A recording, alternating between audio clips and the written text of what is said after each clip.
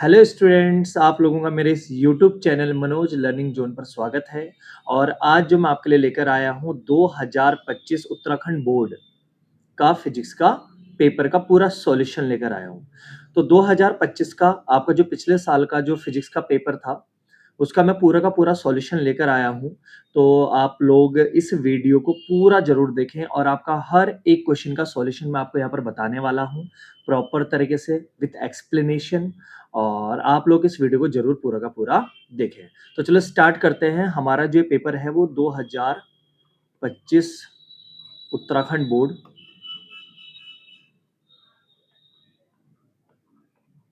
ठीक, ये हमारा उत्तराखंड बोर्ड 2025 का पेपर है जिसमें आपका पहला क्वेश्चन आया था कि जब किसी ठोस चालक को कुछ आवेश स्थानांतरित किए जाते हैं तो स्थैतिक स्थिति में क्या होता है। पहला ऑप्शन है यह चालक के संपूर्ण पृष्ठ पर एक समान रूप से वितरित हो जाता है। दूसरा, यह एक बिंदु पर बना रहता है। तीसरा, यह एक इसके आयतन में एक समान रूप से वितरित हो जाता है। और लास्ट है उपरोक्त में से कोई नहीं। तो जब किसी ठोस चालक में कुछ आवेश स्थानांतरित किया जाता है तो स्थैतिक स्थिति में होता ही है कि वो जो आवेश है वो उस चालक के संपूर्ण पृष्ठ में एक समान रूप से वितरित हो जाता है। ठीक है, मतलब जब किसी ठोस चालक को आप आवेश देते हो तो वो आवेश जो है पूरे चालक के पृष्ठ में क्या होता है, एक समान रूप से वितरित हो जाता है। इस बात का आप ध्यान रखें। सेकंड पार्ट कहता है कि किसी वैद्युत द्विध्रुव के कारण किसी बिंदु पर वैद्युत विभव का व्यापक सूत्र। देखो, आपने पढ़ा होगा एक अक्षीय स्थिति और एक निरक्षीय स्थिति। अक्षीय स्थिति पर आपका जो फॉर्मूला होता है वो ये होता है v बराबर 1/4 पाई एप्सिलॉन नॉट p/r²। और जो निरक्षीय स्थिति पर होता है वो आपका ये होता है। तो ये दोनों आंसर तो हमारे होंगे नहीं, ठीक, ये हमारे दोनों आंसर नहीं होंगे क्योंकि ये तो अक्षय का होगा और ये निरक्षय का। तो ना तो ये मेरा आंसर होगा ना मेरा आंसर ये होगा। और ये 2p/r³ तो हमारा आंसर होता ही नहीं है। तो बचा कौन सा, फोर्थ पोर्शन।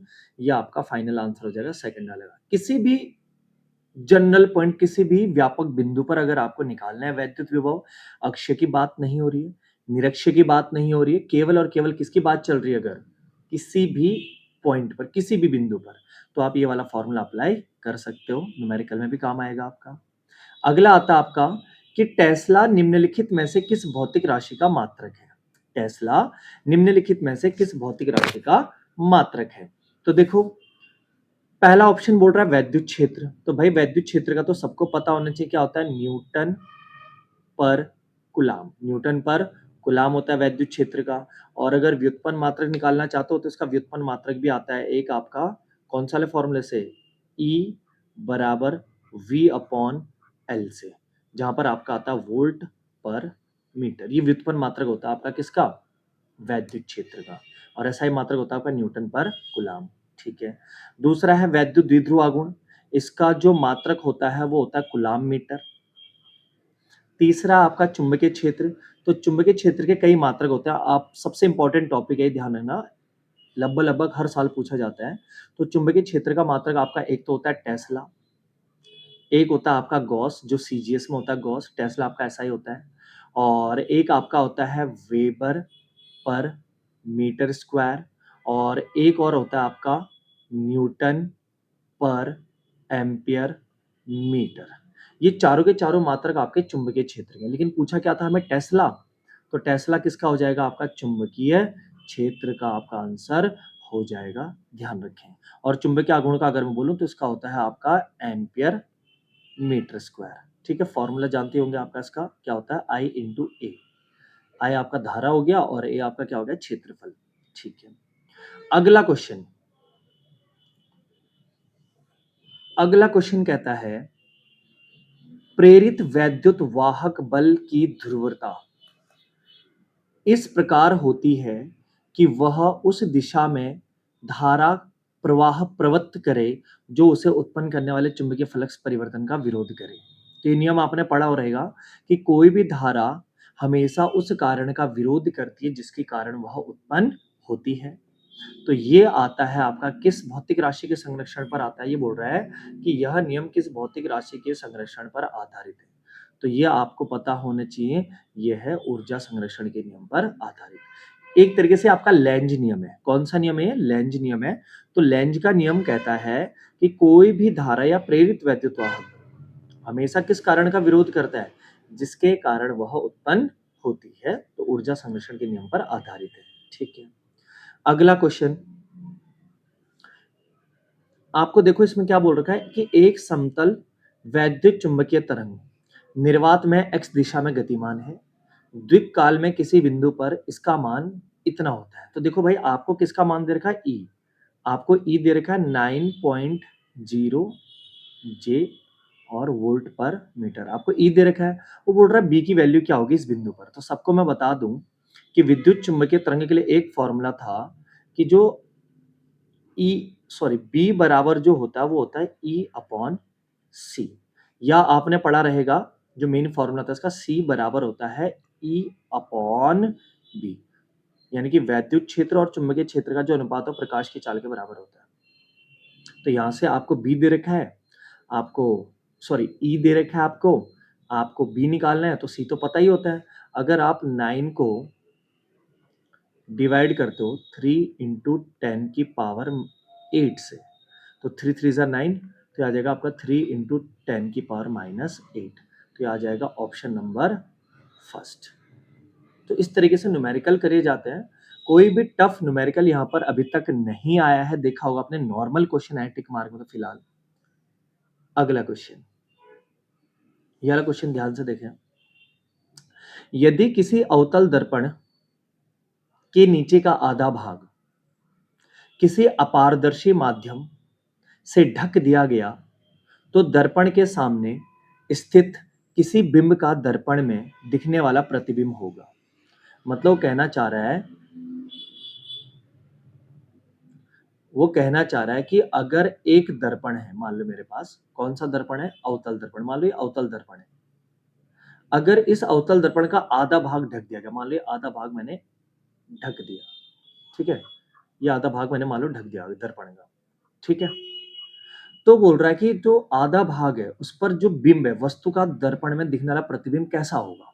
पहला, केवल बिंब के ऊपरी आधे भाग का बनेगा कि खाली वस्तु का ऊपरी ऊपर भाग का प्रतिबिंब बनेगा, क्योंकि नीचे का तो ढक दिया, ऐसा बोल रहा हूं। दूसरा, केवल बिंब के नीचे आधे भाग का बनेगा, केवल नीचे नीचे का बनेगा बोल रहा है। तीसरा, पूरे बिंब का बनेगा। और चौथा, प्रतिबिंब नहीं बनेगा। तो देखो, ऐसा तो हो नहीं सकता कि प्रतिबिंब ना बने, आधा ही तो ढका है। अब बच्चे सोचेंगे कि यार आधा ढका है नीचे नीचे का भाग, तो ऊपरी भाग का तो प्रतिबिंब बनेगा। देखो बच्चे ने इसमें लगा भी रखा है, ऊपर वाले टिक, पहले पे टिक लगा रखा है, जो कि गलत है। आपको पता होना चाहिए कि मिरर, दर्पण का छोटे से छोटा अगर हिस्सा भी है तो हमारा प्रतिबिंब वहां पर पूरा का पूरा बनेगा, हमेशा पूरा प्रतिबिंब बनेगा, चाहे छोटे से छोटा हिस्सा क्यों ना हो। लेकिन फर्क ये होता है कि उसकी जो तीव्रता होती है वो उतनी अच्छी नहीं होती। मतलब अगर यहाँ पर आधा हिस्सा ढक दिया, तो जितनी भी प्रकाश किरणें जा रही हैं उसमें से रिफ्लेक्ट होकर वापस आने वाली किरणों की संख्या क्या हो जाएगी? कम हो जाएगी। केवल कुछ ही हिस्सा टकराकर वापस आएगा, लेकिन प्रतिबिंब पूरा बनाएगा। ध्यान रखें। अगला क्वेश्चन, निम्नलिखित में से कौन सा कथन सत्य है? पहला बोलता, प्रोटॉन स्थायी कण है तथा न्यूट्रॉन अस्थायी कण है। दूसरा, प्रोटॉन अस्थायी कण है तथा न्यूट्रॉन स्थायी कण है। देखो, प्रोटॉन तो अस्थायी है नहीं, काट दो। प्रोटॉन तथा न्यूट्रॉन दोनों स्थायी कण है, देखते हैं। लास्ट बोलता है, प्रोटॉन तथा न्यूट्रॉन दोनों अस्थायी कण है, ये भी हटा दो। अब बचते हैं दो। यहाँ पर प्रोटॉन स्थायी कण बोल रहा है, बिल्कुल सही, प्रोटॉन एक स्थायी कण है। न्यूट्रॉन, न्यूट्रॉन वैसे एक अस्थायी कण होता है, आपको बता दूं, न्यूट्रॉन क्या होता है? एक अस्थायी कण होता है जो बड़े बड़े नाभिकों को क्या करता रहता है? विखंडित करता है। तो आपका पहला आंसर वैसे बिल्कुल सही माना जाएगा कि आपका प्रोटॉन एक स्थायी कण है, लेकिन न्यूट्रॉन क्या है? एक अस्थायी कण है। न्यूट्रॉन स्थायी कब होगा? जब नाभिक के केस में बोला जाएगा, नाभिक के अंदर की बात की जाएगी, तब वो स्थायी कण होगा, वैसे वो अस्थायी कण होता है, ठीक है। अगला क्वेश्चन, निम्नलिखित में से एक अर्धचालक है, कौन सा इनमें से अर्धचालक है? वैसे तो सब बच्चों को सिलिकॉन और जर्मेनियम में पता होता है कि भाई सिलिकॉन और जर्मेनियम में अर्धचालक होता है, लेकिन देखो फास्फोरस, फास्फोरस नहीं हो सकता, क्योंकि ये तो आप अशुद्धियां मिलाते हो। अर्धचालक में फास्फोरस मिलाया जाता है ताकि वो बाह्य अर्धचालक बन सके। एल्यूमिनियम भी आप मिलाते हो इसमें ताकि वो बाह्य अर्धचालक बन जाए। तांबा, कॉपर नहीं हो सकता क्योंकि ये आपका क्या एक मेटल है। बचा पॉलीएनिलीन, तो ये आपका एक अर्धचालक होता है, पॉलीएनिलीन। ठीक। अब आते हैं आपके असर्शन और रीजन वाले क्वेश्चन आते हैं, यानी कि आपके अभिकथन और कारण वाले प्रश्न पूछे जाते हैं। इनको बच्चे पता नहीं क्यों कंफ्यूजन होती है उत्तराखंड बोर्ड वालों को, तो ध्यान से देखिए भाई उत्तराखंड बोर्ड वाले आप लोग, इस क्वेश्चन में कंफ्यूज नहीं होना है। आपके जितने भी चाहे 2 क्वेश्चन हो, चाहे 3 क्वेश्चन हो, उनके ऑप्शन आपको पहले ही दे दिए जाते हैं। देखो ध्यान से पढ़ें। जैसे पहले इसमें ऑप्शन दिख रहा होगा आपको कि ए तथा आर दोनों सही है और आर जो है ए की सही व्याख्या करता है। दूसरा बोला जाता है कि ए और आर दोनों सही है, दोनों सेम सेम है, लेकिन देखो फर्क आ गया। आर जो है ए की सही व्याख्या नहीं करता। ऊपर वाले में तो आर सही व्याख्या कर रहा है, नीचे वाले में सही व्याख्या नहीं करता। तीसरा ऑप्शन है ए सही है परंतु आर गलत है। चौथा ऑप्शन है ए और आर दोनों गलत है। तो ये 4 ऑप्शन होते हैं। तो आपके पास जितने भी क्वेश्चन आएंगे इन्हीं 4 ऑप्शन में से आपको आंसर देने होते हैं। जैसे पहला क्वेश्चन है इसका जो अभिकथन है यानी कि ए क्या कहता है? प्रकाश तरंग को एक बिंदु से दूसरे बिंदु तक किसी सरल रेखा में गमन करते हुए माना जा सकता है।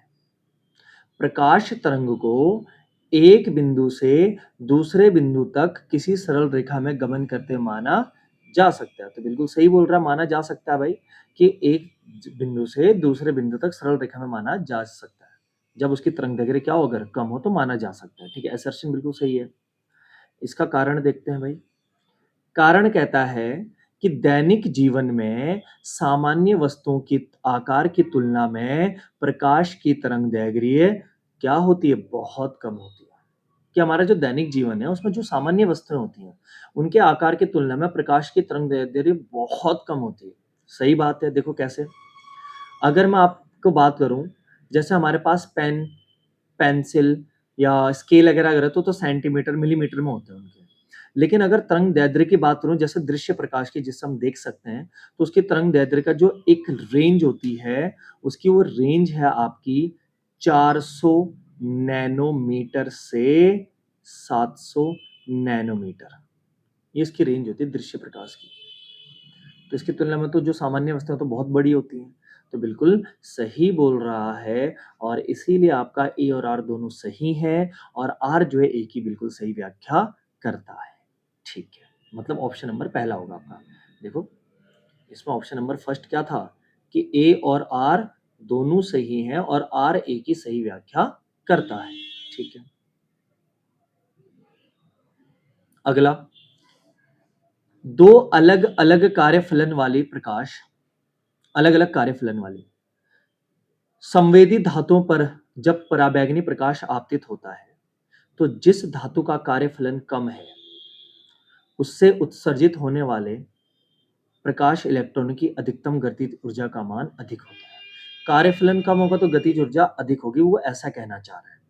तो इसका जो फॉर्मूला होता है आपको पता होने चाहिए, जो काइनेटिक एनर्जी का जो फॉर्मूला होता है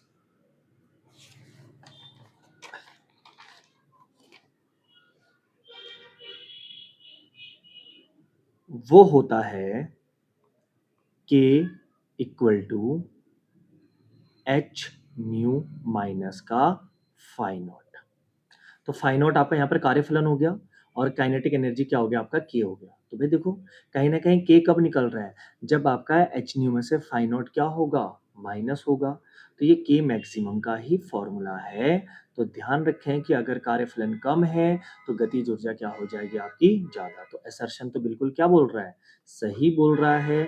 अब इसका कारण क्या है, गतिज ऊर्जा बराबर हाफ एम वी स्क्वायर।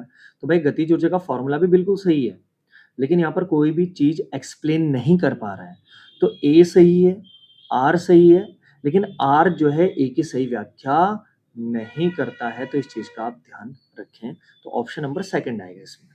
ठीक है, क्वेश्चन नंबर सेकंड की बात करें तो ये तो आपके टिक मार्क वाले थे। अब क्वेश्चन नंबर सेकंड की बात करते हैं, ध्यान से देखो। क्वेश्चन नंबर सेकंड, एल लंबाई वाले किसी चालक तार के पदार्थ की प्रतिरोधकता रो है। यदि इस चालक के तार की लंबाई बढ़ाकर 2 गुनी यानी कि 2L कर दी जाए तो इस तार के पदार्थ की प्रतिरोधकता क्या होगी। तो भाई एक चीज़ आपको पता होनी चाहिए, बच्चे सोचते हैं कि अगर L से 12 कर दिया तो रो भी क्या हो जाएगा, रो से 2 रो हो जाएगा, डबल हो जाएगा, बिल्कुल नहीं। आपको पता होना चाहिए कि जो विशिष्ट चालकता होती है यानी कि जो रो होता है वो केवल और केवल पदार्थ पर निर्भर करता है, केवल और केवल पदार्थ पर निर्भर करता है, वो लंबाई पर निर्भर नहीं करता, क्षेत्रफल पर निर्भर नहीं करता। तो आप उसकी लंबाई को कितना भी कर दो उस पर निर्भर नहीं करेगा, तो यहाँ पर कोई प्रभाव नहीं पड़ेगा, उसका आंसर रो का रो ही रहेगा। तो ये था आपका क्वेश्चन नंबर 2। अब बात की जाए क्वेश्चन नंबर 3 की। क्वेश्चन नंबर 3 कहता है किसी चुंबकीय पदार्थ की चुंबकीय प्रवृत्ति 1.9 इंटू 10 की पावर -5 है। यह किस प्रकार का चुंबकीय पदार्थ है? चुंबकीय प्रवृत्ति यानी कि जो इसकी इकाई थी वो कितनी है, 1.9 इंटू 10 की पावर -5। तो क्या ये जीरो से बड़ा है? बिल्कुल है। और जीरो से बड़ा भी है तो पॉजिटिव तो है जीरो से बड़ा, लेकिन बहुत बड़ा नहीं है, बहुत छोटा है, लेकिन कहीं ना कहीं पॉजिटिव तो है। तो यह एक अनुचुंबकीय पदार्थ है। कैसा पदार्थ है? अनुचुंबकीय पदार्थ। जिसकी चुंबकीय प्रवृत्ति धनात्मक होती है वो अनुचुंबकीय भी हो सकता है और लौह चुंबकीय भी। लेकिन लौह चुंबकीय के लिए बहुत बड़ा होता है, अनुचुंबकीय के लिए क्या होता है, बहुत छोटा। तो पावर -5 है, हिसाब समझ सकते हो, बहुत छोटा है। तो यह आपका अनुचुंबकीय पदार्थ है। क्वेश्चन नंबर 4 कहता है कि जब प्रकाश किसी बिंदु स्रोत से अपसारित होता है तो तरंगाग्र की आकृति क्या होगी? तो सबको पता होना चाहिए, बिंदु है ना, बिंदु। तो बिंदु कैसा होता है? अगर इसको थोड़ा-सा ज़ूम करके देखोगे आप बिंदु को, तो ये एक आपको गोल दिखाई देगा। ठीक है? तो इसका जो तरंगाग्र की आकृति होगी, वो भी कैसी होगी? गोलाकार, स्फेरिकल, गोलाकार ही होगी। ठीक है? Next question. किसी अर्धचालक में इलेक्ट्रॉनों की सांद्रता 8 इंटू 10 की पावर 13 है और होलों की सांद्रता 5 इंटू 10 की पावर 12 है। सबको पता होना चाहिए, एन टाइप में इलेक्ट्रॉन होते हैं और पी टाइप में क्या होता है, होल यानी कि कोटर होते हैं। अब ध्यान से देखो, इलेक्ट्रॉन मुझे ज़्यादा दिखाई दे रहे हैं। इलेक्ट्रॉन मुझे 8 इंटू 10 की पावर 13 और जो होल्स हैं वो आपको दिख रहे हैं 5 इंटू 10 की पावर 12। और वो बोल रहा है कि यह पी अथवा एन किस प्रकार का अर्धचालक है, कि जिसमें इलेक्ट्रॉन इतने हैं और होल्स इतने हैं। तो इलेक्ट्रॉन ज़्यादा है, होल्स कम है, इसका मतलब इसमें जो आपके इलेक्ट्रॉन ज़्यादा होने की वजह से ये क्या बन जाएगा, आपका एन टाइप अर्धचालक। इलेक्ट्रॉन ज़्यादा होते हैं तो एन टाइप, आप याद रख सकते हो। एन से नंबर ऑफ इलेक्ट्रॉन और पी से पॉजिटिव याद रख सकते हो, क्योंकि पॉजिटिव क्या होते हैं, होल्स होते हैं, इलेक्ट्रॉन क्या होता है, नेगेटिव। तो पी से पॉजिटिव, एन से नेगेटिव, नेगेटिव मतलब इलेक्ट्रॉन, पॉजिटिव मतलब होल्स। नेक्स्ट क्वेश्चन, वो बोल रहा है कि वैद्युत आवेश के दो गुण लिखे। देखो भाई, अच्छा और इंपॉर्टेंट क्वेश्चन है, एग्जाम में आया हुआ है और आता भी है, 2025 में भी आया, तो आता ही है वैसे तो ये परमानेंट। वैद्युत आवेश के दो गुण, तो देखो वैद्युत आवेश के दो गुण, एक तो है इसका क्वांटाइजेशन ऑफ चार्ज, पहला आवेश का क्वांटीकरण, ठीक है, जिसमें आपने Q बराबर का प्लस माइनस एन ही पढ़ा होगा, पूर्ण गुणज होता है मूल आवेश का आवेश हमेशा। और दूसरा है कंजर्वेशन ऑफ चार्ज, आवेश का संरक्षण, मतलब आवेश को ना तो उत्पन्न किया जा सकता है और ना ही नष्ट, बस एक वस्तु से दूसरी वस्तु में ट्रांसफर किया जा सकता है, यानी कि कंजर्वेशन ऑफ चार्ज। ठीक है, तो ये दो गुण इसके लिख देना आप। अगला है न्यूमेरिकल है। न्यूमेरिकल कहता है कि दो आवेशों, कितना आवेश दे रखे, दो, एक 7 माइक्रोकुलाम और एक माइनस का 2 माइक्रोकुलाम, जो इन दो पॉइंट पर स्थित है। ये दो बिंदु आपको दे रखे हैं, तो ये दो बिंदु आपको दे रखे हैं, इस पर स्थित है। तो ऐसे निकाय जिस पर कोई बाह्य क्षेत्र आरोपित नहीं है कि स्थिर वैद्युत स्थितिज ऊर्जा की गणना कीजिए। अब आपको निकालना है वैद्युत स्थितिज ऊर्जा। तो वैद्युत स्थितिज ऊर्जा का जो फॉर्मूला होता है, मैं आपको यहाँ पे बता देता हूँ दूसरे पीडीएफ में। देखो, आपको दे रखा है, एक तो आपको दे रखा है पहला आवेश Q1 और वो दे रखा आपको 7 माइक्रोकुलाम, यानी कि आपका हो रखा 7 इंटू 10 की पावर -6 कुलाम। ठीक है, और दूसरा आपको एक और आवेश दे रखा Q2, या आपको दे रखा है माइनस का 2 माइक्रोकुलाम, इसका मतलब 2 इंटू 10 की पावर -6 कुलाम। ये आपको दो दे रखे हैं। आपको निकालना है वैद्युत स्थितिज ऊर्जा। तो U बराबर क्या होता है, 1/4 pi epsilon not Q1 Q2 upon R square होता है। अब आपको Q1 भी दे रखा, आपको Q2 भी दे रखा और आपको R निकालना है। और इसकी वैल्यू कितनी होती है, कांस्टेंट की वैल्यू, ये तो सबको पता होना चाहिए। इसकी वैल्यू होती है 9 × 10⁹ Q1 आपको दे रखा है, Q2 आपको दे रखा है, अब बचा R। तो R ध्यान से देखो, आपको यहाँ पर पॉइंट दे रखे हैं, एक पॉइंट ये रहा और एक पॉइंट ये रहा। दूरी निकालने का फॉर्मूला जो होता है, दो बिंदु के बीच की दूरी आप कैसे निकालते हो, आपने सीखा रहेगा x2 - x1 का whole square plus y2 - y1 का whole square plus z2 - z1 का होल स्क्वायर अंडर रूट करके। तो आप क्या कर सकते हो, यहाँ पर देखो एक प्लस का 9 है और एक माइनस का 9 है, तो जब x2 - x1 करोगे तो ये हो जाएगा 9 माइनस माइनस 9, यानी कि कितना आ जाएगा, 18 सेंटीमीटर डिस्टेंस आ जाएगी बस। और इसको मीटर में कन्वर्ट कर देना, तो 18 × 10⁻² मीटर। और आर की जगह आर जैसे आप रखोगे, आर मिल गया आपको 18 × 10⁻² मीटर। अब आप यू इजिली निकाल सकते हो, तो इसका आंसर आप लोग निकाल लेना, मैंने आपको डाटा बता दिया है। ठीक है, आगे बढ़ते हैं। अगला क्वेश्चन है, किसी चालक के अंदर इलेक्ट्रॉन अपवाह विद्युत क्षेत्र में इलेक्ट्रॉन द्वारा अनुभव किए जाने वाले बल के कारण उत्पन्न होता है, लेकिन बल द्वारा त्वरण उत्पन्न होना चाहिए, तब इलेक्ट्रॉन अपरिवर्ती औसत अपवाह वेग क्यों प्राप्त कर लेता है, ये आपको बताना है। देखो, ये क्वेश्चन की थ्योरी थोड़ी सी ऐसे लिख रखी जैसे मतलब ट्रांसलेट करके लिखी गई होगी, बिल्कुल जैसे पल्ले नहीं पड़ रहा, अजीब सी लैंग्वेज है। फिर भी आपको कहीं ना कहीं अपवाह वेग से रिलेटेड इसमें काम करना है। और लास्ट में पूछ रहा है कि इलेक्ट्रॉन परिवर्ती औसत अपवाह वेग क्यों प्राप्त कर लेता है। देखो, जब इलेक्ट्रॉन को त्वरण मिलता है, जब इलेक्ट्रॉन को क्या मिलता है, त्वरण, तो इलेक्ट्रॉन एक जगह से दूसरी जगह फटाफट से भागना स्टार्ट करते हैं। इलेक्ट्रॉन क्या होता है, भागना स्टार्ट करते हैं। और जैसे ही इलेक्ट्रॉन इधर से उधर भागना स्टार्ट करते हैं, तो ये आपस में भी टकराएंगे, और टकराएंगे तो इनको जो वेग मिलेगा वो क्या मिलेगा, अपरिवर्ती मिलेगा।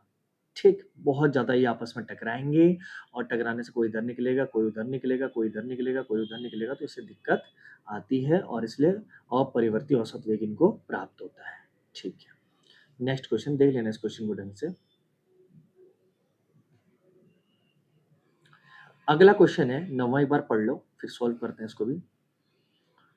20 सेंटीमीटर त्रिज्या की 200 कसकर लपेटी गए फेरों की किसी वृत्ताकार कुंडली पर विचार कीजिए, जिसमें 1 एम्पीयर विद्युत धारा प्रवाहित हो रही है, और कुंडली के केंद्र पर चुंबकीय क्षेत्र का मान आपको क्या करना है, ज्ञात करना है। ठीक है, तो देखो भाई, आपको क्या क्या दे रखा है, आपको दे रखा है, आपको क्या दे रखा है, ये मैं हटा देता हूं।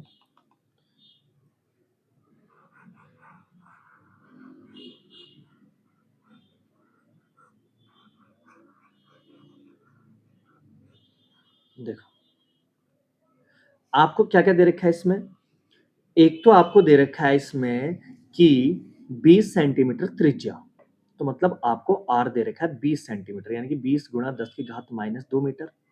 और हमेशा आप ध्यान रखें, देखो भाई, न्यूमेरिकल कोई टफ नहीं होता है, बस आप ये ध्यान रखें कि आपको जो डाटा दिया क्या वो लिखना आ रहा है, नहीं लिखना आ रहा है। अगर डाटा लिख लिया कि जो जो आपको दे रखा है, बस आपको उससे रिलेटेड फॉर्मूला क्लियर होना चाहिए, आपका न्यूमेरिकल अपने आप सॉल्व हो जाता है। आर दे रखा है जैसे इसमें, और फेरों की संख्या दे रखी है 200, तो एन कितना दे रखा है आपको, 200। और इसमें करंट भी दे रखा है आपको, I बराबर 1 एम्पियर। तो आपको कैलकुलेट करना है वृत्त के केंद्र पर चुंबकीय क्षेत्र। तो आपको पता होना चाहिए वृत्त के केंद्र पर चुंबकीय क्षेत्र का जो फॉर्मूला होता है, B बराबर वो होता है mu not an I upon 2R, ये फॉर्मूला होता है। एन आपको दे रखा है, आई आपको दे रखा है, देखो आर आपको दे रखा है, अब बचा म्यू। म्यू का बच्चों को पता होना चाहिए कि भाई म्यू नॉट अपॉन 4 पाई तो सबको पता था, 10⁻⁷। तो म्यू नॉट की वैल्यू क्या निकल जाएगी यहाँ से, 4 पाई इंटू 10⁻⁷। 4 पाई इधर गुणा में आ जाएगा, तो म्यू नॉट की वैल्यू आ गई। इन सारी वैल्यूज को पुट कर दो, और किसकी वैल्यू आ जाएगी, आपकी बी की वैल्यू आ जाएगी। खत्म, न्यूमेरिकल देखो कितना इजी, और 2 नंबर आपको ऐसे मिल जाएंगे। ठीक है, नेक्स्ट क्वेश्चन। अच्छा, अथवा में दे रखा है, देखो अथवा में भी दे रखा है आपको एक न्यूमेरिकल, 25 mH मिली हेनरी का एक शुद्ध प्रेरक 220 वोल्ट के एक प्रत्यावर्ती धारा स्रोत से जोड़ा है। यदि स्रोत की आवृत्ति 50 हर्ट्ज है, तो परिपथ का प्रेरकीय प्रतिघात एवं आरएमएस धारा ज्ञात कीजिए। ठीक है, देखो इसको भी देख लेते हैं, कोई बड़ी बात नहीं है। देखो ध्यान से, आपको इसमें क्या-क्या दे रखा है। एक तो दे रखा है आपको 25 मिली हेनरी का शुद्ध प्रेरक, मतलब आपको दे रखा है एल।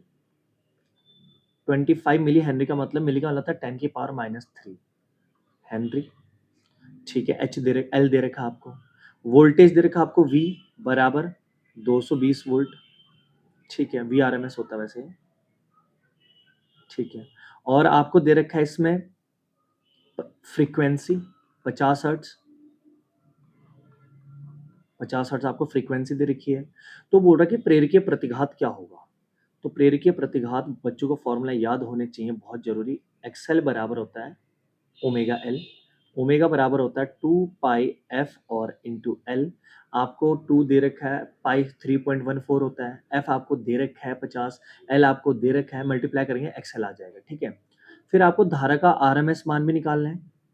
तो आई आर एम एस बराबर होता है V R M S upon resistance. तो रेजिस्टेंस आपको क्या दे रखा है यहाँ पर, एक्सएल आपने निकाला था, रखोगे आपका यहाँ पे आंसर आ जाएगा। ठीक है, तो ये है आपका न्यूमेरिकल। देखो कितने इजी न्यूमेरिकल है। ठीक है, आगे बढ़ते हैं। अब यहाँ पे बोल रखा है कि निम्नलिखित कथन से आप क्या समझते हैं। स्वप्रेरक तो यांत्रिकी में द्रव्यमान का विद्युत चुंबकीय अनुरूप है। यांत्रिकी में द्रव्यमान का विद्युत चुंबकीय अनुरूप है। तो इसका आंसर थ्योरेटिकली आप ऐसा लिख सकते हो, सिंपल सा, कि भाई देखो जिस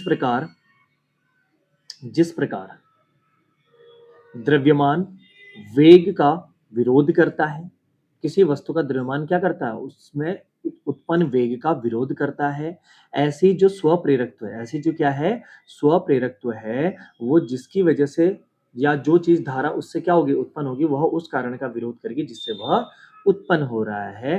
तो ये आप इसमें थ्योरी ऐड कर सकते हो। ठीक है, क्वेश्चन नंबर 11, सूक्ष्म तरंगों का एक घरेलू अनुप्रयोग बताइए और इसमें सूक्ष्म तरंगों का उपयोग किस प्रकार होता है ये भी समझाइए। तो देखो सूक्ष्म तरंग का मतलब होता है माइक्रोवेव। क्या होता है, माइक्रोवेव का यूज सुना होगा आप लोगों ने। माइक्रोवेव ओवन, घर में देखो इससे अच्छा यूज क्या होगा, माइक्रोवेव ओवन। तो यूज मिल गया आपको माइक्रोवेव ओवन में, यानी कि सूक्ष्म तरंग भट्टी बोलते हैं उसको। सूक्ष्म तरंगें क्या करती हैं कि जो खाने में जो जल होते हैं, वाटर होते हैं, जो उनके मॉलिक्यूल्स होते हैं, उन पर प्रभाव डालती है। तो जो सूक्ष्म तरंगें हैं क्या करती है, जो खाने के अंदर जो छोटे-छोटे वाटर मॉलिक्यूल्स होते हैं, जो जल के अणु होते हैं छोटे-छोटे, इन पर क्या डालती है, प्रभाव डालती है और इनको क्या करती है, ऊर्जा प्रदान करती है। और जब ये इधर-उधर भागते हैं, एक-दूसरे से टकराते हैं, तो उनकी वजह से ऊष्मा क्या हो जाती है, उत्पन्न हो जाती है और खाना आपका क्या हो जाता है, गर्म हो जाता है। तो इस प्रकार से क्या करता है, वर्क करता है। ठीक है, ओके। उसके बाद आता है आपका 12वां क्वेश्चन, संयुक्त सूक्ष्म दूरदर्शी द्वारा प्रतिबिंब बनने का किरण आरेख खींचिए। तो इसका आप डायग्राम बना सकते हो, कैसे बनेगा थोड़ा सा आइडिया दे देता हूँ। सूक्ष्मदर्शी वाले का देखो बहुत इजी डायग्राम है इसका, आप ध्यान रखना। ऐसे एक लाइन खींचनी है। ठीक है, सूक्ष्मदर्शी में जो वस्तु के सामने होता है वो लेंस क्या होता है, छोटा होता है, और एक लेंस यहाँ पर बना देना है बड़ा, जिसको हम बोलते हैं नेत्रिका लेंस। अच्छा सा नहीं बन पा रहा, देखो भाई हंसना मत, बड़ी मुश्किल से तो डायग्राम बन रहे हैं इसमें, वो बड़ी बात है। ठीक है, मजाक ना बनाना कोई भी। तो यहाँ पर प्रकाश किरण आई एक वस्तु से और यहाँ से चलेगी, दूसरी सेंटर से होकर जाएगी, यहाँ पर मिलेगी। अब यहाँ पर जो प्रतिबिंब बनेगा वो इसके लिए वस्तु का काम करेगा। तो एक मुख्य अक्ष के समांतर जाएगी, एक सेंटर से जाएगी, ऐसे करके जाएगी। यहाँ पर आँख बना देना आप लोग, और यहाँ पर जहाँ ये जाकर मिलेंगे आपस में, ऐसे करके। क्या हो रहा है इसमें, तो सीधी लाइन में नहीं आ रही यार, ऐसे करके। तो जहाँ पर ये मिलेंगे वहाँ पर क्या बन जाएगा आपका फाइनल प्रतिबिंब बन जाएगा। तो इस तरीके का डायग्राम बनाना है, इस तरीके का मतलब इससे बहुत अच्छा बना लेना, ये तो बिल्कुल ही समझाने के लिए खाली ऐसे था बस। ठीक है, तो ये आपका डायग्राम बनाना है, 2 नंबर आपके ऐसे मिल जाएंगे इसमें। उसके बाद या तो आप ये नहीं जानते तो आप ये लिख सकते हो संपोषी तथा विनाशी व्यतिकरण। भाई डेफिनेशन लिखना है, संपोषी व्यतिकरण कब होता है, जब परिणामी तीव्रता क्या होती है, ज्यादा, अलग अलग तीव्रताओं के योग से। और विनाशी व्यतिकरण कब होता है, जब परिणामी तीव्रता जो है कम होती है, किससे? दोनों तरंगों की तीव्रताओं के योग से। तो आप ये 2 डेफिनेशन लिख सकते हो, आपको 2 नंबर मिल जाएंगे। उसके बाद आपका आता है 13 क्वेश्चन। हाइड्रोजन परमाणु की निम्नतम अवस्था में ऊर्जा जो होती है वो -13.6 इलेक्ट्रॉन वोल्ट है।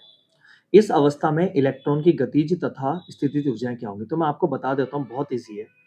अगर बात की जाए हाइड्रोजन परमाणु की निम्नतम अवस्था में ऊर्जा तो इतनी होती है।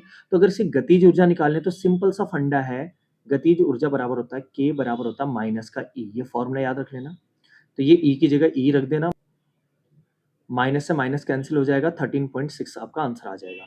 और पोटेंशियल एनर्जी निकालनी है तो वो होता है आपका 2E के बराबर। किसके बराबर होती है? 2E के बराबर।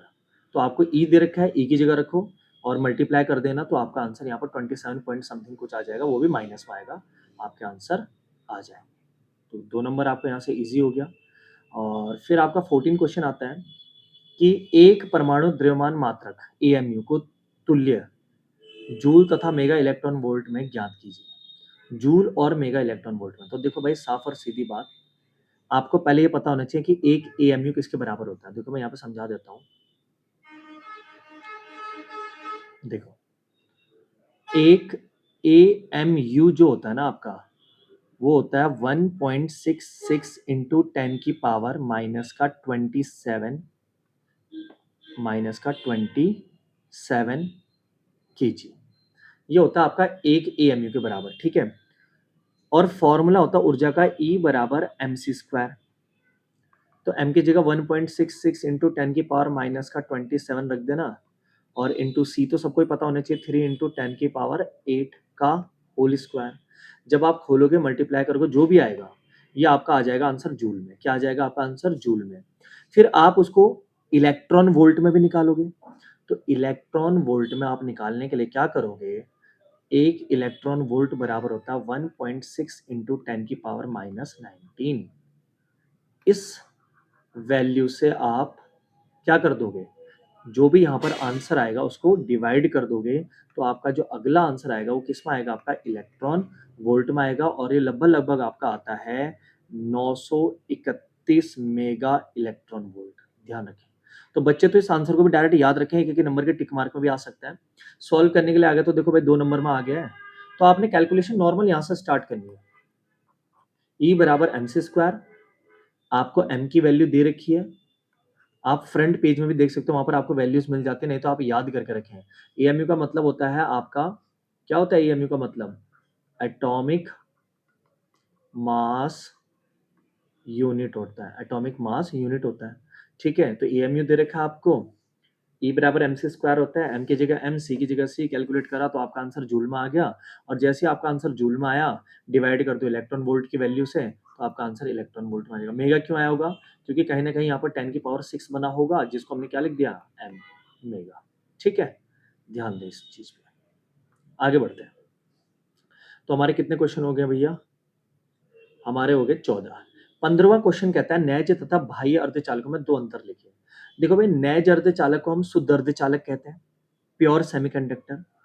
और बाह्य अर्धचालक वे अर्धचालक जिनमें हम बाह्य शुद्धियां मिलाते हैं, जैसे 3 संयोजकता वाले। और इसका मैं बता देता हूं आपको, देखो जिनको याद ना हो मैं आपको बता देता हूं कि जैसे ये मान लो बीचों बीच है, यहाँ पर आपके जर्मेनियम और सिलिकॉन आपके जो है, ये मान लो मेन जो लाइन है आपका क्या है? सेमीकंडक्टर की लाइन है, प्योर सेमीकंडक्टर। इसके आगे जो होते हैं वो आपके 5 संयोजकता वाले इलेक्ट्रॉन होते हैं, वो तत्व होते हैं। और इसके पहले जो होते हैं 3 संयोजकता वाले तत्व होते हैं। और जो अर्धचालक होते हैं वो 4 संयोजकता वाले तत्व होते हैं। अगर आपको बाह्य अशुद्धियां मिलानी है तो या तो 3 संयोजकता वाले मिलाने पड़ेंगे या 5 संयोजकता वाले। तो आपको अगर याद रखना है तो 3 संयोजकता के लिए आपको याद रखना है कि बैंगन, आलू, गाजर, इन थैला, इन थैला। ध्यान रखना। तो ये याद रख लेना, बैंगन, आलू, गाजर, इन थैला, boron, aluminium, gallium, indium, thallium, ऐसे करके। और अगर आपको याद रखना है कि भाई अगर 5 संयोजकता वाले मिलाएंगे तो 5 संयोजकता वाले क्या करेंगे? 4 के साथ तो बना लेंगे, बंद बचेगा 1 इलेक्ट्रॉन, यानी कि मुक्त इलेक्ट्रॉन बच जाएगा, तो एन टाइप बन जाएगा। इसको याद रखने के लिए आपको याद रखना है ऑस्ट्रेलिया, पाकिस्तान, ऑस्ट्रेलिया सब बीमार। पाकिस्तान, ऑस्ट्रेलिया सब बीमार। फास्फोरस, आर्सेनिक, एंटीमनी और बिस्मथ। तो ये आपके हो गए 5 संयोजकता वाले। ये भी ध्यान रखना, इनसे भी क्वेश्चन आपके बहुत ज़्यादा बनते हैं एग्ज़ाम में। तो यहाँ पर पूछा जा रहा था 2 अंतर, तो नैज अर्धचालक, शुद्ध अर्धचालक हो गया, बाह्य अर्धचालक एक अशुद्ध अर्धचालक हो गया, तो एक अंतर तो यही हो गया, ठीक है। नैद अर्धचालक में नंबर ऑफ इलेक्ट्रॉन और नंबर ऑफ होल्स क्या होते हैं, बराबर होते हैं, परंतु बाह्य अर्धचालक में बराबर नहीं होते। Number of electron does not equal number of holes. ये ध्यान देने वाली बात है। तो 2 अंतर ही आराम से आप लिख सकते हो, कोई बड़ी बात नहीं है। उसके बाद आता है अगला क्वेश्चन 16वां कि स्थिर वैद्युतिकी के लिए गॉस का नियम लिखिए। इस नियम की सहायता से एक समान आवेशित पतले गोले खोल के बाहर वैद्युत क्षेत्र ज्ञात कीजिए। तो देखो बड़ा आसान है। गॉस का नियम कहता है कि कुल फ्लक्स जो होगा वो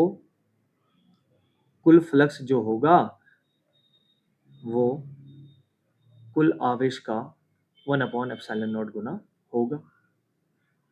ये हो गया। अब क्या करना है, एक गोले कोश है उसके बाहर वैद्युत क्षेत्र निकालना है। तो देखो गोले के आपने प्रूफ करे होंगे 3 जगह पर, एक बाहर, एक गोले की सतह पर और एक गोले के अंदर। तो 3 जगह पर वैद्युत क्षेत्र निकलते हैं, लेकिन आपको बोल रहा है बाहर के लिए। तो भाई कैपिटल आर तो रेडियस हो जाएगी, और थोड़ा सा और आगे जाएंगे तो आपको पॉइंट बाहर मिलेगा। तो आप ये वाला प्रूफ कर सकते हो, आपके नोट्स में होंगे, कर लेना इसको। नेक्स्ट क्वेश्चन, धारा घनत्व किसे कहते हैं, ये भी नॉर्मल डेफिनेशन है। चालक के भीतर एक समान वैद्युत क्षेत्र संबंध स्थापित करना है, बहुत आसान होता है। धारा घनत्व पढ़ा होगा आपने, जे बराबर होता है आपका I अपॉन ए। क्या हो रहा है इसको, क्या होता है आपका जे बराबर I अपॉन ए। ठीक है, कर लेना इसको भी, आप 16 कर सकते हो। 17वां क्वेश्चन, लॉरेंज बल क्या है। तो लॉरेंज बल क्या होता है, देखो भाई सिंपल सा है फंडा इसका। लॉरेंज बल क्या होता है, एक ऐसा बल होता है जब आवेश वैद्युत क्षेत्र और चुंबकीय क्षेत्र दोनों में गति करता है, तो दोनों बल लगेंगे, यानी कि आपको वैद्युत बल भी लगेगा और प्लस आप पर चुंबकीय बल भी लगेगा, यानी कि मैग्नेटिक फोर्स और इलेक्ट्रिक फोर्स अगर दोनों लग रहे हैं तो दोनों का सम क्या कहलाता है आपका, लॉरेंज फोर्स कहलाता है, लॉरेंज बल कहलाता है। आप आराम से लिख सकते हैं इसको। और चुंबकीय क्षेत्र में स्थित धारावाही सीधे चालक छड़ पर लगने वाला चुंबकीय बल का सूत्र ज्ञात कीजिए। तो एक तार है, इस पर आपने कितना बल लगना है वो निकालना है। तो चुंबकीय बल आपने F बराबर पढ़ा होगा BIL साइन थीटा। तो ये फॉर्मूले को आपने ड्राइव कर देना है, F बराबर BIL साइन थीटा। आपका प्रूफ खत्म हो जाएगा, 3 नंबर मिल जाएंगे। नॉर्मल सा क्वेश्चन है, ज्यादा हाई फाई नहीं। क्वेश्चन नंबर 18 कि आपको L दे रखा है, आपको C दे रखा है, आपको R दे रखा है। सीधा सीधा बोलो तो LCR परिपथ है, ठीक है। आपको सर्किट दे रखा है इसमें L और R दिखा के और C दिखा के, और आपको वोल्टेज भी दे रखा है VRMS। ये क्या होता है आपका VRMS AC सर्किट के लिए। अब निकालना क्या क्या हो, ध्यान से देखा। आपको L भी दे रखा है, C भी दे रखा है और R, सारी चीजें दे रखी है। अब ध्यान से देखना, स्रोत की आवृत्ति ज्ञात कीजिए जो परिपथ में अनुनाद उत्पन्न कर सके। तो अनुनाद की कंडीशन आपने पढ़ी रहेगी, मैं यहाँ पे बता देता हूँ शीट में। आपने अनुनाद की कंडीशन पढ़ी रहेगी, एक मिनट में इसको हटा देता हूँ। अनुनाद की कंडीशन होती है, यानी कि जब रेजोनेंस होता है तो इसकी कंडीशन क्या होती थी, एक्स एल इक्वल टू होता था आपका एक्स सी। एक्स एल बराबर ओमेगा एल, एक्स सी बराबर 1 अपॉन ओमेगा सी। ओमेगा इधर आ जाएगा तो omega into omega, omega square. तो ये हो जाएगा आपका omega square equal to 1 upon L C. यहाँ पे स्क्वायर हटेगा तो omega equal to 1 upon under root L C हो जाएगा। और ओमेगा बराबर सबको पता होना चाहिए 2 पाई एफ बराबर 1 upon under root L C. तो यहाँ से एफ बराबर क्या हो जाएगा, 1 अपॉन 2 पाई और under root L into C. तो आपको देखो ये वाली फ्रीक्वेंसी निकालनी है, ये होती है आपकी रेजोनेंट फ्रीक्वेंसी यानी कि अनुनादी आवृत्ति। आपको ये निकालना है, ये प्रूफ भी एग्जाम में आता है, ध्यान से देखना, बहुत इंपॉर्टेंट प्रूफ है। अब देखो, आपको यहाँ पर एल दे रखा था न्यूमेरिकल में, आपको सी दे रखा था, आपको पाई 3.14 पता ही होगा। इनका कैलकुलेशन करेंगे तो क्या मिल जाएगा आपको, एफ मिल जाएगा। क्या मिल जाएगा, एफ।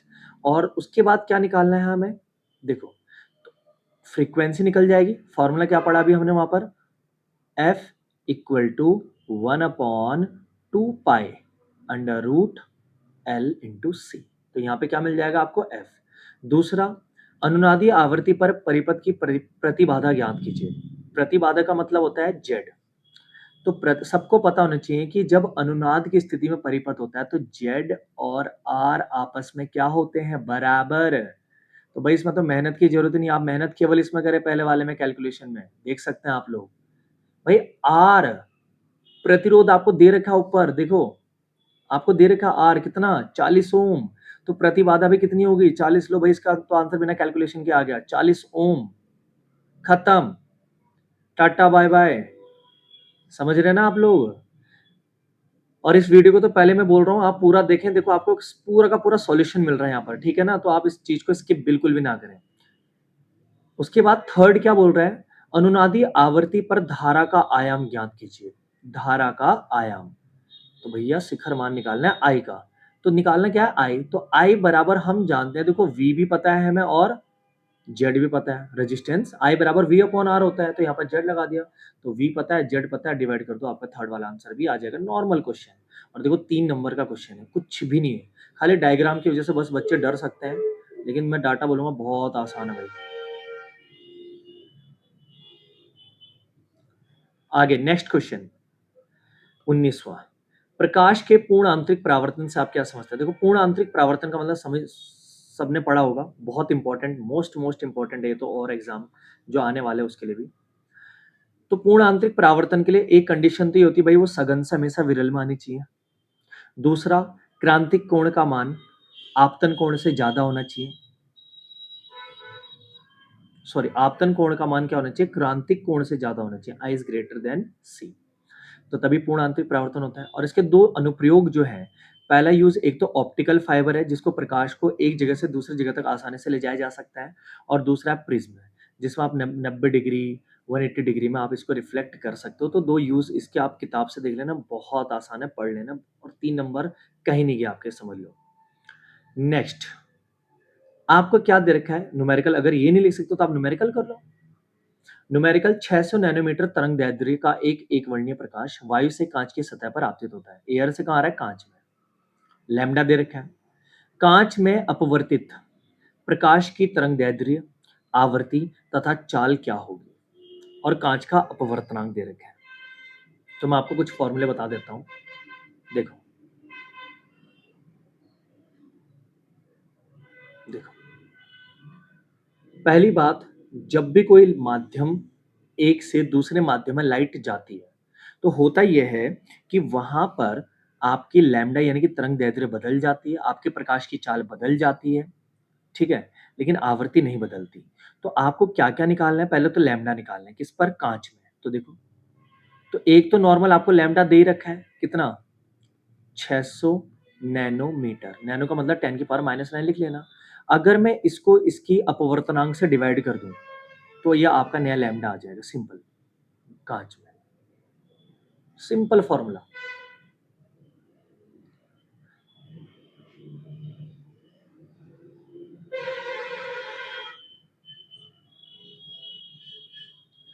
देखो ये सारी चीजें इसलिए होती हैं क्योंकि अपवर्तनांक माध्यमों का अलग अलग होता है, इसलिए बदलाव आते हैं। तो यहाँ पर लैम्डा जो आपका पहले था उसको अपवर्तनांक n से डिवाइड कर दो, नया लैम्डा आ जाएगा, खत्म। एक फॉर्मूला। अगर आपको चाल निकालनी है तो प्रकाश की चाल तो सबको पता है, ये c। अगर इसको भी मैं n से डिवाइड कर दूं तो नई चाल आ जाएगी, तो v बराबर c अपॉन n, ये भी आ जाएगा। फिर आपको निकालनी है आवृत्ति, फ्रीक्वेंसी, तो न्यू बराबर होता है आपका c अपॉन लैम्डा, ठीक है। तो ये आपका आ जाएगा न्यू बराबर c अपॉन लैम्डा। सी आपको पता है, लैम्डा आपको ऊपर मिल जाएगा, और दे भी रखा लैम्डा तो, और न्यू आपको आवृत्ति मिल जाएगी। तो ये तीनों फॉर्मूले लगा के आप इस न्यूमेरिकल को करोगे तो आपका आंसर नॉर्मल तरीके से, बहुत आसान तरीके से आ जाएगा, कर सकते हो आप इसको। उसके बाद है आपका क्वेश्चन नंबर 20। तो यंग का यंग का द्विध्रुवी प्रयोग है, उस पर जो झिर्रियों के बीच की दूरी है वो 0.28 mm है। तो स्मॉल डी दे रखा आपको एक तरीके से 0.28 mm। तो इसको आप लिख सकते हो, तो इसको आप लिखोगे 0.28 0.28 इंटू 10⁻³ मीटर, ये आपका डी हो जाएगा, स्मॉल डी। और पर्दा इतनी दूर है बोल रहा है, तो पर्दे की दूरी मतलब कैपिटल डी 1.4 मीटर, ठीक है। और केंद्रीय दीप्त फ्रिंज तथा चतुर्थ दीप्त फ्रिंज के बीच की दूरी भी दे रखी है आपको। सीधा सीधा बोलूं तो y4, बीच वाले से लेकर चौथे तक की डिस्टेंस 1.2 सेंटीमीटर। इसको मीटर में बदलेंगे तो 1.2 इंटू 10⁻²मीटर। अब वो बोल रहा है कि प्रयोग में उपयोग किए गए प्रकाश की तरंगदैर्ध्य ज्ञात कीजिए। प्रकाश की तरंगदैर्ध्य मतलब आपको क्या निकालना है, लैम्डा, ठीक है। तो आप कैसे करेंगे इसको, ध्यान से देखो, बहुत आसान तरीका है। दीप्त फ्रिंज के लिए जो कंडीशन होती है ना भाई, यहाँ पे लिख देता हूँ, lambda equal to Y D small D upon small N और कैपिटल डी, ये फॉर्मूला होता है लैम्डा का दीप्त फ्रिंज के लिए। जब आपने दीप्त फ्रिंज की चौड़ाई ज्ञात करी होगी, वैसे इस बार प्रूफ नहीं था, लेकिन अगर दीप्त फ्रिंज की चौड़ाई अगर आपने निकालनी सीखी होगी अपने आप से, तो वहां पर लैम्डा बराबर फॉर्मूला ये बना था, Y D upon small N और कैपिटल डी। वाई आपको दे रखा है, डी आपको स्मॉल दे रखा है, कैपिटल डी आपको दे रखा है, और एन, एन का यहाँ पर क्या हो गया, N equal to 4। N equal to क्या हो गया, 4, क्योंकि बीच से लेकर 4 तक आपको चौड़ाई दे रखी है। तो एन इक्वल टू 4 रख देना, न्यूमेरिकल आपका सॉल्व हो जाएगा, बहुत आसान। नेक्स्ट क्वेश्चन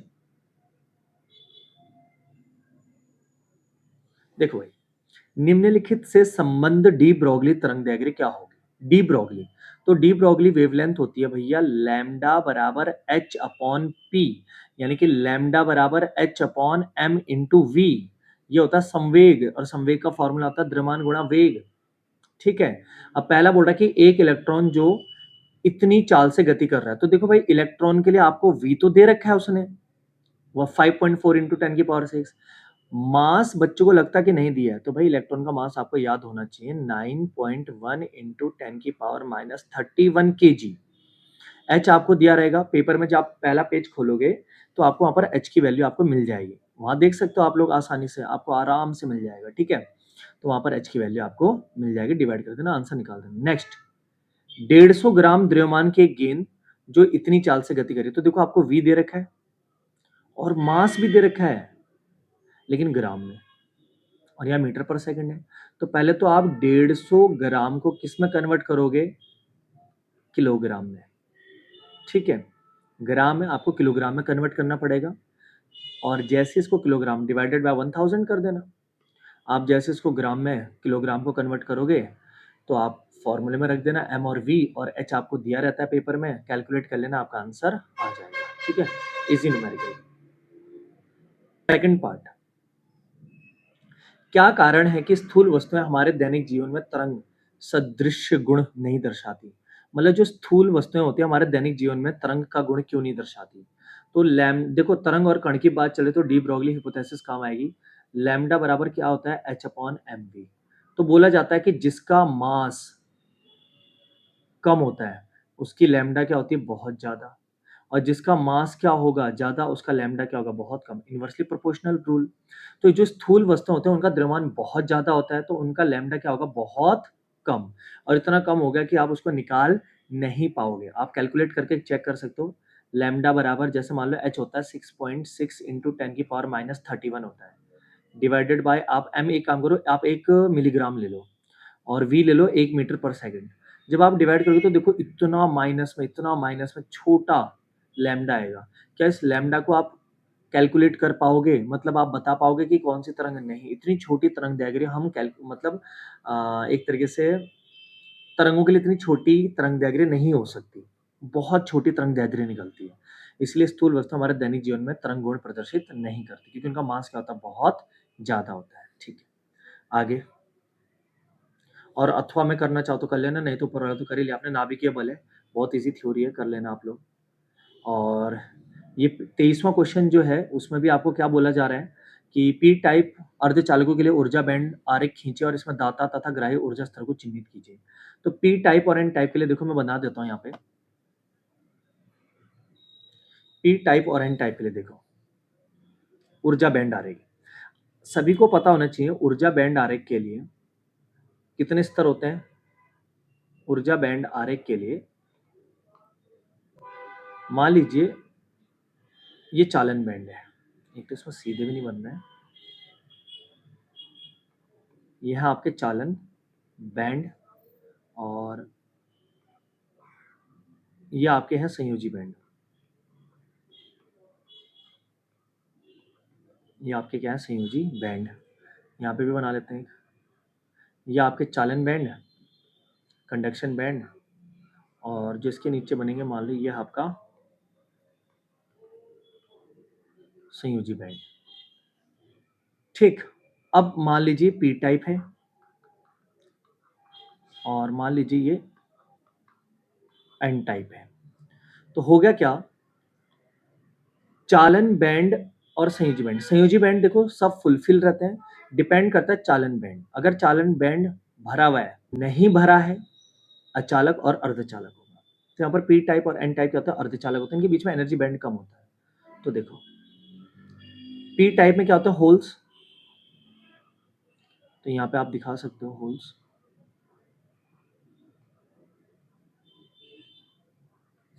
और एन टाइप में क्या होता है, इलेक्ट्रॉन, जिसकी वजह से करंट फ्लो होता है। तो चालन बैंड के पास बनाओगे, क्योंकि देखो संयोजी बैंड से जब इलेक्ट्रॉन किस में जाएंगे, चालन बैंड में, तभी तो आपको क्या धारा मिलेगी। अगर अर्धचालक में, चालन बैंड में, संयोजी बैंड से इलेक्ट्रॉन जा ही नहीं रहे तो धारा कहाँ से मिलेगी। तो संयोजी से कहाँ जानी चाहिए, चालन बैंड में धारा जानी चाहिए। तो जाएंगे तो भाई कहीं ना कहीं इलेक्ट्रॉन किसके पास पहुंच चुके होंगे, चालन बैंड के पास। तो यहाँ पर आप दिखा सकते हो इलेक्ट्रॉन, क्या दिखा सकते हो, इलेक्ट्रॉन, ये है इलेक्ट्रॉन।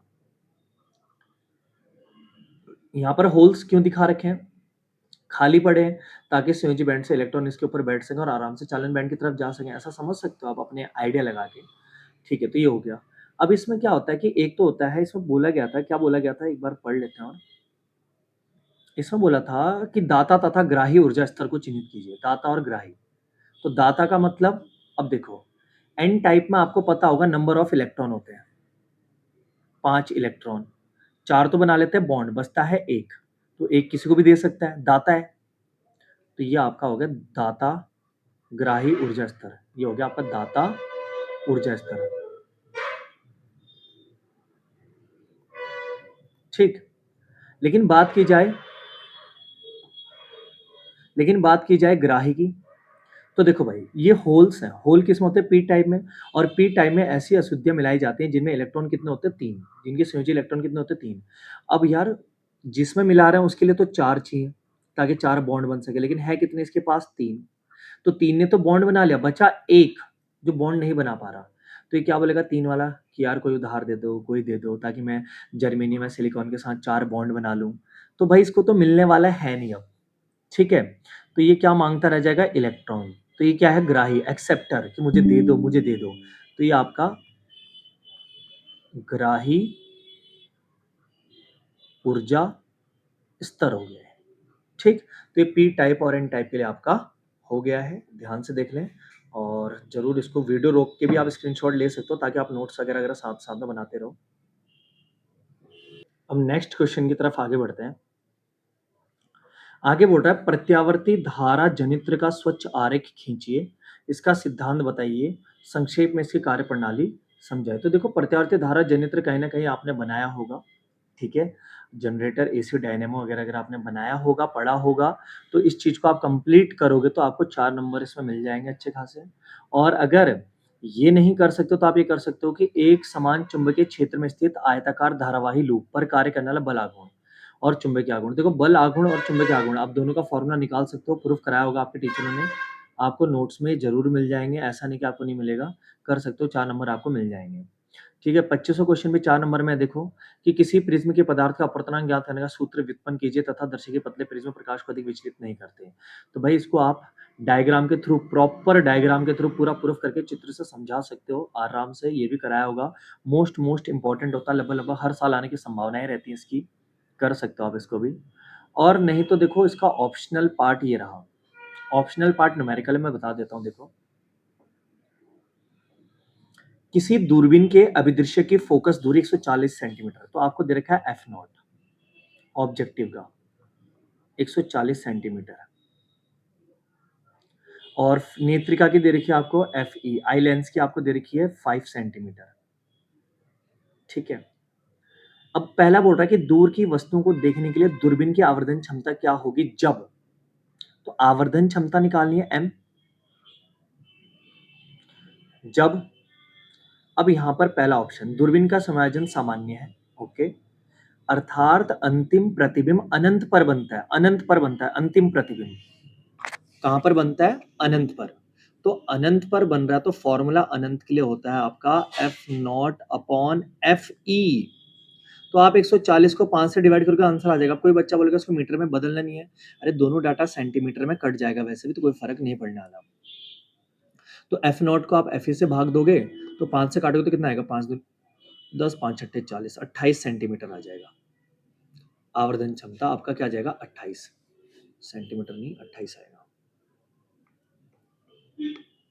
ठीक है, कितना आ जाएगा आपके पास आंसर, 28 जब आप काटोगे। दूसरा क्या निकालना है, अंतिम प्रतिबिंब स्पष्ट दर्शन की अल्पतम दूरी अगर 25 सेंटीमीटर पर बनता है, किस पर बनता है, 25, तो इसका भी फॉर्मूला होता है, जब एम की बात की जाए तो वो होता है formula F not upon F E bracket 1 plus F E upon capital D.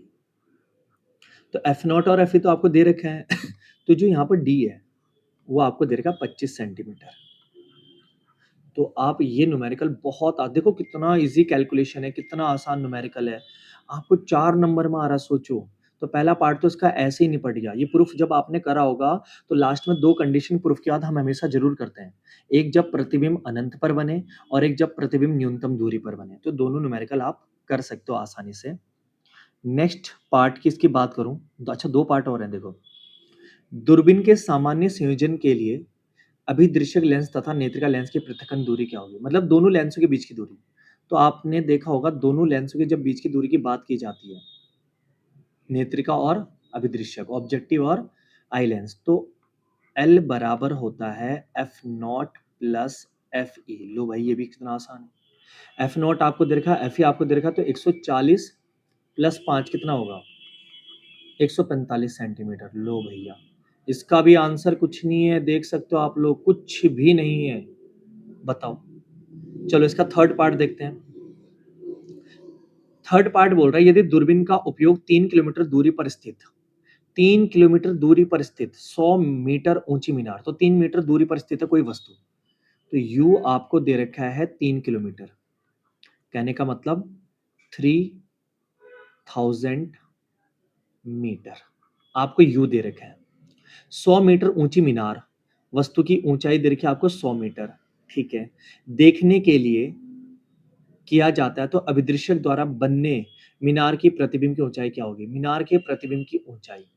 तो पहले तो आप एक चीज ध्यान दो, u दे रखा है, तो पहले आप क्या निकालोगे, पहले यहां से निकालोगे आप v, क्या निकालोगे v, तो 1 अपॉन एफ नॉट बराबर होता है 1 upon v minus 1 upon u।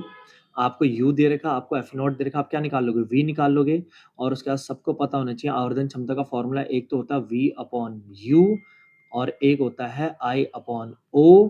तो यहाँ पर ऑब्जेक्ट की हाइट आपको दे रखी है, u आपको मिल गया है, v आपको मिल जाएगा और I भी आपका आ जाएगा। वैसे ठीक है, तो आप इस तरीके से इस क्वेश्चन को कर सकते हो, बहुत आसान न्यूमेरिकल है। तो 4 नंबर तो आपको ऐसे मिल जाएंगे, देखो यहाँ पे। फिर बात करते हैं क्वेश्चन नंबर 26, और ये हमारा आखिरी क्वेश्चन है। क्वेश्चन नंबर 26 की बात करें तो ये हमारा आखिरी क्वेश्चन है 2025 बोर्ड का। तो ध्यान से देखें, इसमें आपको डाटा दे रखा है, क्या है क्या नहीं है सब कुछ आप पढ़ लेना एक बार, स्टडी बेस्ड क्वेश्चन टाइप है, आप लोग पढ़ लेना इसको। इसमें सबसे पहले बोला गया वैद्युत द्विध्रुव आघूर्ण का मात्रक। तो भाई देखो, वैद्युत द्विध्रुव आघूर्ण का फॉर्मूला तो क्या होता है, P equal to Q into 2L। तो क्यू का होता है कुलाम और लेंथ का होता है मीटर, तो कुलाम मीटर इसका मात्रक हो गया, एक नंबर आपको मिल गया, नॉर्मल। पहले लास्ट की बात करें, ध्रुवीय अणु किसे कहते हैं, तो ध्रुवीय अणु वे होते हैं जिनमें अणु के पॉजिटिव और नेगेटिव का संतुलन नहीं होता। ध्रुवीय अणु क्या होते हैं, ध्रुवीय अणु वे अणु होते हैं जिनमें पॉजिटिव और नेगेटिव का संतुलन नहीं होता। जैसे एग्जांपल H2, जैसे एग्जांपल CO2, देखो संतुलन नहीं है, क्या है संतुलन, देखो H2 और O, C और O2 संतुलन नहीं है। तो कहने का मतलब ध्रुवीय अणु वे अणु होते हैं जिनमें पॉजिटिव और नेगेटिव का संतुलन नहीं होता, सिंपल सा फंडा। इसका सेकंड पार्ट जो न्यूमेरिकल है, ध्यान से देखो। आपको पहला आवेश दे रखा है, आपको दूसरा आवेश दे रखा है, लेकिन एक प्लस में और एक माइनस में। और पहला वाला इस पॉइंट पर है, दूसरा वाला इस पॉइंट पर है, और तीसरे पॉइंट पर आपने क्या करना है, सी पर परिणामी विद्युत क्षेत्र का मान ज्ञात करना है। किस पर? सी पर। तो देखो इसको मैं बता देता हूं कैसे करना है। देखो, कभी भी अगर आपके पास दो चार्ज हो या तीन चार्ज, कितने भी चार्ज हो, मान लो मेरे पास दो चार्ज हैं, एक Q1 पॉजिटिव है, Q2 मेरे पास नेगेटिव चार्ज है। ये मान लो मेरा इस पॉइंट पर है और ये मान लो मेरा इस पॉइंट पे है। इन दोनों की वजह से मुझे एक इस पॉइंट पर, यहाँ पर सी पॉइंट मान लो मेरा, मुझे इस पर क्या निकालना है, परिणामी वैद्युत क्षेत्र। तो इसकी वजह से भी आप निकालोगे, इसकी वजह से भी आप निकालोगे। पहले आपने प्रूफ करा होगा ना अक्षीय स्थिति और निरक्षीय स्थिति, सेम वैसी। तो आप पहले Q1 के कारण निकालोगे बिंदु सी पर, तो E1 मान लेना उसको। फिर Q2 के कारण निकालोगे बिंदु सी पर, उससे क्या मान लेना आप, E2। कैसे? देखो E का फॉर्मूला क्या होता है, E बराबर होता है 1/4 pi epsilon naught Q upon R square. अब Q आपको दे रखा है, 4 पाई एप्सिलॉन नॉट इनकी वैल्यू पता होती है। अब बचा R, तो आपको एक बिंदु ये दे रखा है। दूरी का फॉर्मूला बड़ा सिंपल और सामान्य सा होता है। कैसे? दूरी का फॉर्मूला वैसे अगर आप प्रॉपर मैथ्स के अकॉर्डिंग देखोगे तो under root x2 minus x1 का whole square plus y2 minus y1 का whole square plus z2 minus z1 का होल स्क्वायर, ये होता है। तो आपने क्या करना है, कुछ भी नहीं करना है। आप पॉइंट देख सकते हो, एक बार देखो। जैसे a के लिए देखो, x0 y0 z की वैल्यू है। c भी देखो, x0 y0 z की वैल्यू है। तो खाली मेरे पास क्या आएगा यहाँ पर,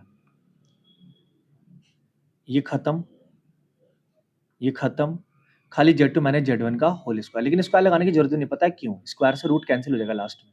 तो खाली आप एक काम करो, दूरी निकालने के लिए सिंपल सा फंडा अप्लाई करो, z2 माइनस z1।